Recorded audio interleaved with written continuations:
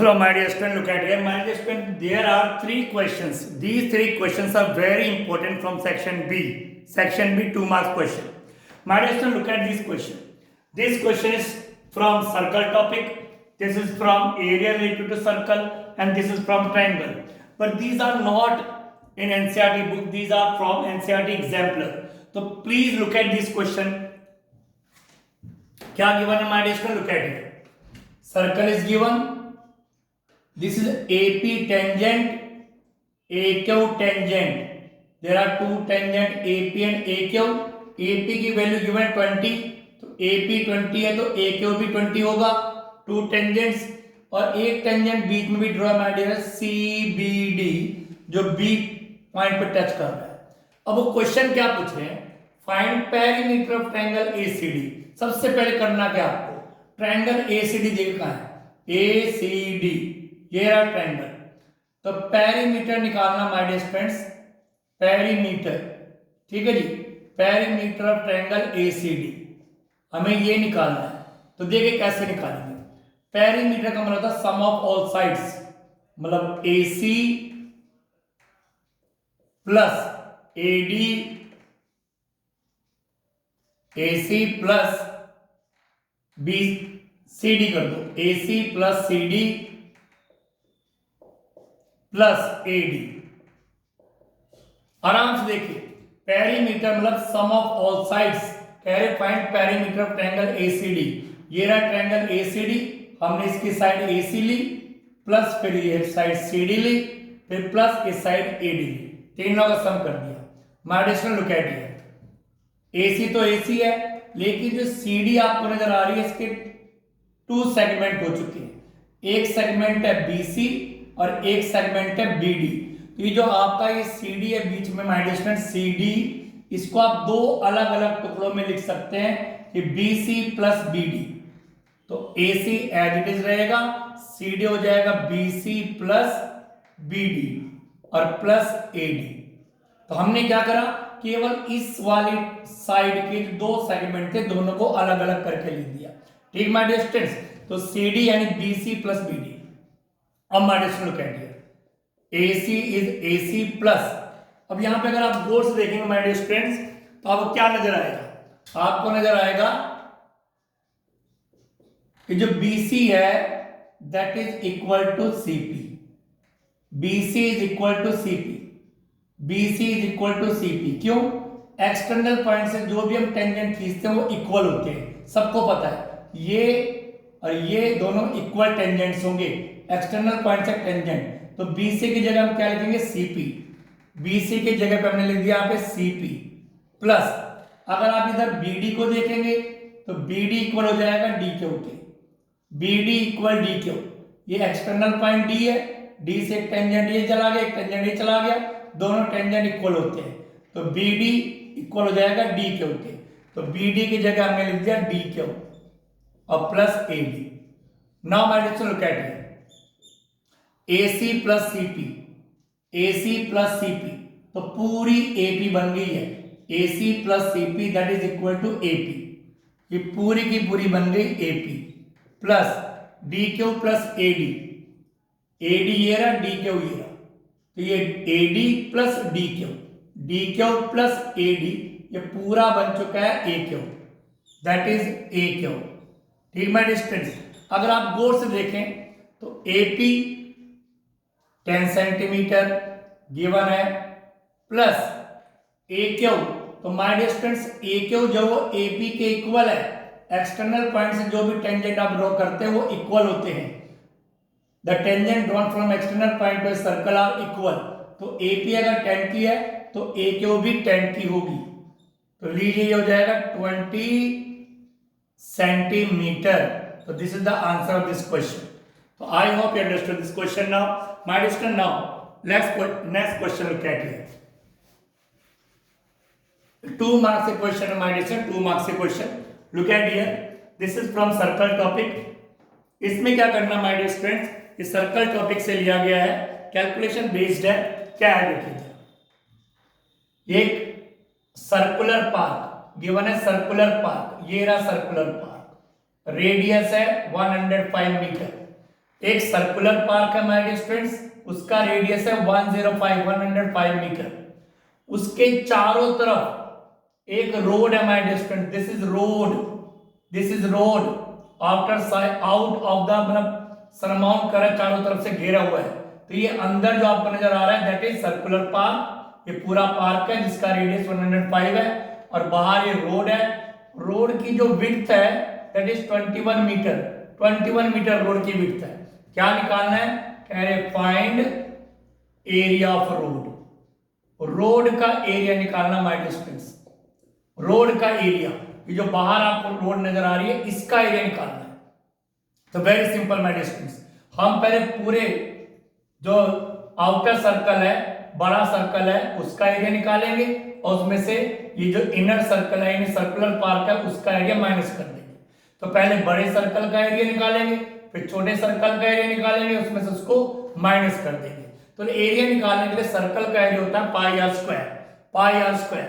तो outer circle जो आपको नजर आ रहा है उसका एरिया देखना पड़ेगा माय डियर स्टूडेंट्स आपको सबसे पहले। तो लुक एट इट, सर्कल जो आउटर सर्कल है उसका रेडियस देखना पड़ेगा। तो रेडियस ऑफ आउटर सर्कल, तो आउटर सर्कल ये रहा माय डियर स्टूडेंट, पूरा पूरा का पूरा सर्कल आउटर है, यहां से लेकर यहां तक है 105 और ये रहा आगे ये आपको नजर आ रहा होगा ये 21, ये 21 है। तो ये हो गया आपका 105 प्लस 21 मतलब 126 मीटर। ये तो हो गया रेडियस ऑफ आउटर सर्कल।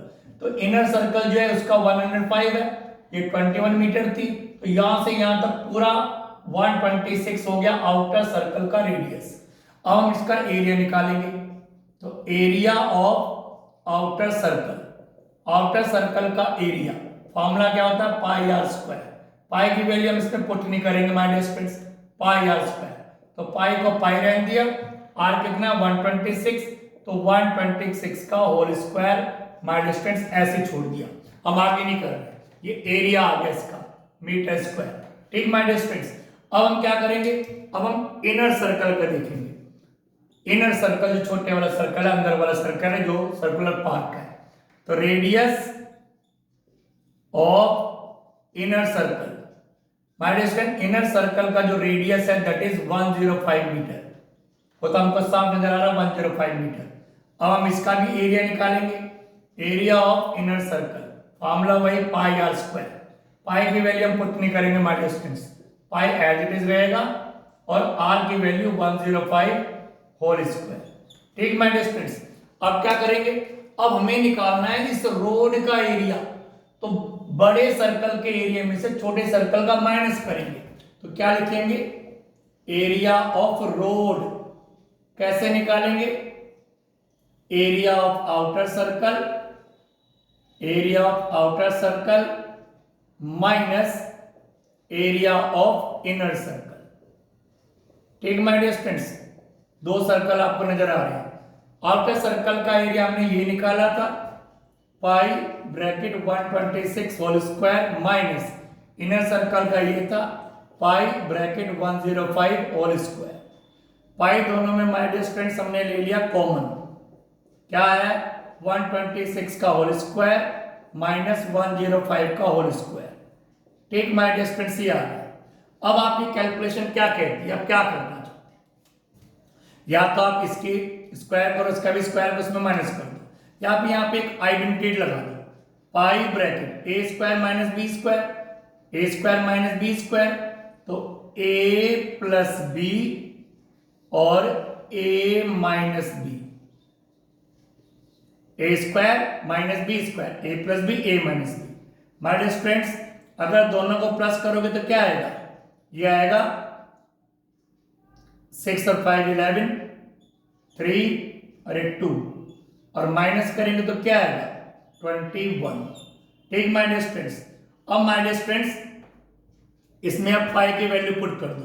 कैसे, पाई की वैल्यू आप पुट करेंगे इसमें तो क्या आएगा, देखिए इधर लुक एट हियर, यहां पे जब पाई की वैल्यू पुट करेंगे 22/7 इंटू 231 इंटू 21, 7 3 जा 21, अब जब आप इन सब की तीनों की मल्टीप्लाई करेंगे तो माय डियर स्टूडेंट्स आपका आंसर आ जाएगा 15246 metre square, 15246 metre square, 15246 metre square. तो ये आपका आंसर आ गया 15246 मीटर स्क्वायर। तीनों के मल्टीप्लाई करके ये आपका एरिया ऑफ रोड आ गया है। तो I hope you understood this question also.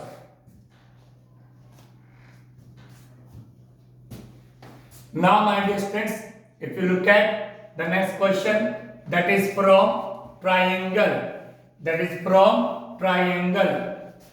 आइए जरा उस क्वेश्चन को देखते हैं, ट्रायंगल वाले क्वेश्चन को। माय डियर स्टूडेंट्स यहाँ पे बीपीटी थ्योरम साफ नजर आ रही है। बीपीटी थ्योरम क्या है? BPT theorem everybody knows.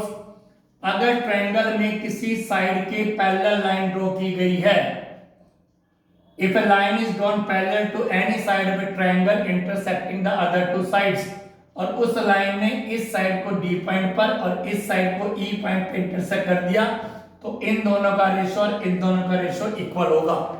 तो here my dear friends AD upon BD equal AE upon CE, AE upon CE होगा by BPT, by basic proportionality theorem. Simple सा है, अगर ये लाइन इस साइड के पैरेलल है तो इन दोनों का रेशो इक्वल होगा। अब आपने वैल्यू पुट करनी है। AD की वैल्यू देखिए क्या है 4x - 3 अपॉन BD की वैल्यू क्या है 3x - 1 इक्वल AE की वैल्यू क्या है 8x - 7 अपॉन CE की वैल्यू क्या है 5x - 3। अब कुछ नहीं है, कैलकुलेशन है और x की वैल्यू आपको यहाँ पे निकालनी है, तो आपको सिंपल कैलकुलेशन करनी पड़ेगी। तो look at here my dear, cross multiply simple है। क्रॉस मल्टीप्लाई सबसे पहले 3x की मल्टीप्लाई इन दोनों से करेंगे। ठीक माय डियर स्टूडेंट्स, कैसे 3x और ब्रैकेट में 8x - 7 फिर -1 ब्रैकेट में 8x - 7। सिंपल कर रहे हैं हम कि 3x की मल्टीप्लाई इन दोनों डिजिट से कर रहे हैं, फिर -1 की मल्टीप्लाई दोनों इक्वल। सिमिलरली हियर 4x की मल्टीप्लाई पूरी डिजिट से, तो 4x ब्रैकेट में 5x - 3 और फिर -3 की मल्टीप्लाई -3 ब्रैकेट में 5x - 3। ठीक माय डियर स्टूडेंट्स, इसकी मल्टीप्लाई दोनों डिजिट से इसकी, तो इस मल्टीप्लाई करनी आपको आती है। अब इसके ब्रैकेट को ओपन कीजिए, 3 3 जा 24 x into x x square minus 3 7 जा 21 x minus 8x minus minus plus 7 equal 4 5 जा 20 x into x x square minus 4 3 जा 12x minus 5 3 जा 15x और माइनस माइनस प्लस 3 3 जा 9। अब आपको कुछ नहीं करना है, इसको कैलकुलेट करना है, सोल्व करना है, सिंपली जैसा भी आपका होगा। यहाँ पे 24x स्क्वायर, तो इसको इस स्क्वायर वाले को इधर शिफ्ट करेंगे माइनस के 20x स्क्वायर। ठीक माय डियर स्टूडेंट्स, सबसे पहले स्क्वायर वाले बड़ी पार वाले 24x स्क्वायर इधर से इधर शिफ्ट कर दिया। अब इन दोनों को माइनस, ये माइनस का ये माइनस का, तो क्या करेंगे प्लस करेंगे, तो माइनस का होगा 29x और इधर देखिए ये भी माइनस का ये भी माइनस का, ये हो गया माइनस के 27x, माइनस के 27x।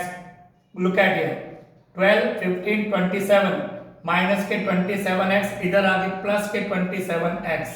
ठीक, अब यहाँ पे कांस्टेंट वैल्यू है 7, इधर कांस्टेंट वैल्यू है 9, वो भी माइनस में, इधर इक्वल में हमने 0 कर दिया।